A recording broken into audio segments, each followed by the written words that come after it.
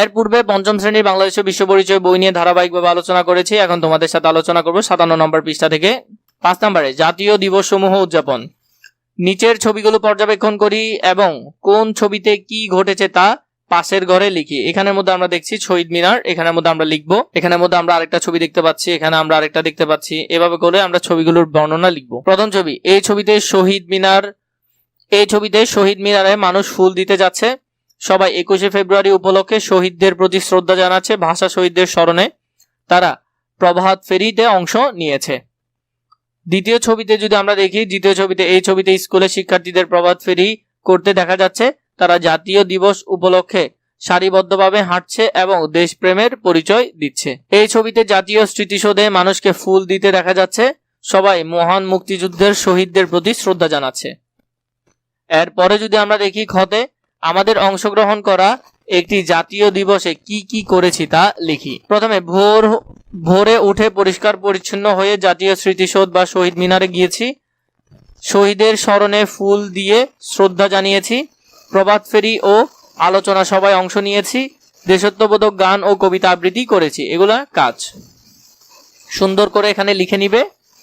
আমাদের দেশের গুরুত্বের সাথে বিভিন্ন জাতীয় দিবস পালন করা হয়। এই দিবসগুলো যথাযথ মর্যাদায় সকল সরকারি ও বেসরকারি প্রতিষ্ঠান এবং সর্বস্তরের জনগণ পালন করে। এই দিবসসমূহ উদযাপনের মধ্যে দিয়ে আমাদের মধ্যে মুক্তিযুদ্ধের চেতনার প্রকাশ ঘটে। আমরা দেশপ্রেমের উদ্বুদ্ধ হই। ভ্রাতৃত্ববোধ গড়ে ওঠে। জাতি সুনাগরিক হিসেবে গড়ে ওঠে। আমরা আমাদের ইতিহাসের গুরুত্ব বুঝতে পারি।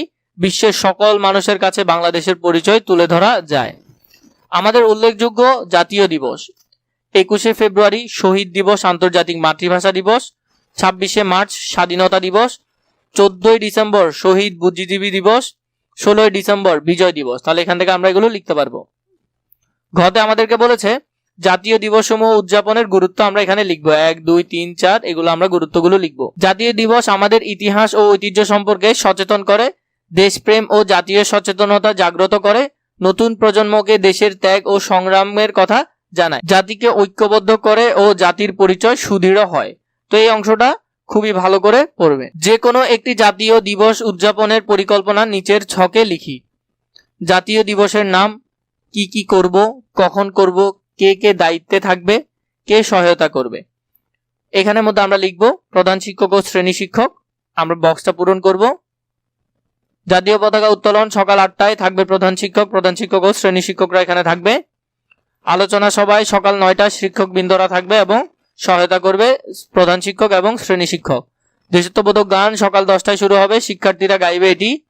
প্রধান শিক্ষক ও শ্রেণী শিক্ষক সাহায্য করবে। সাংস্কৃতিক অনুষ্ঠান সকাল 11টা, সাংস্কৃতিক দল থাকবে শিক্ষার্থীদের।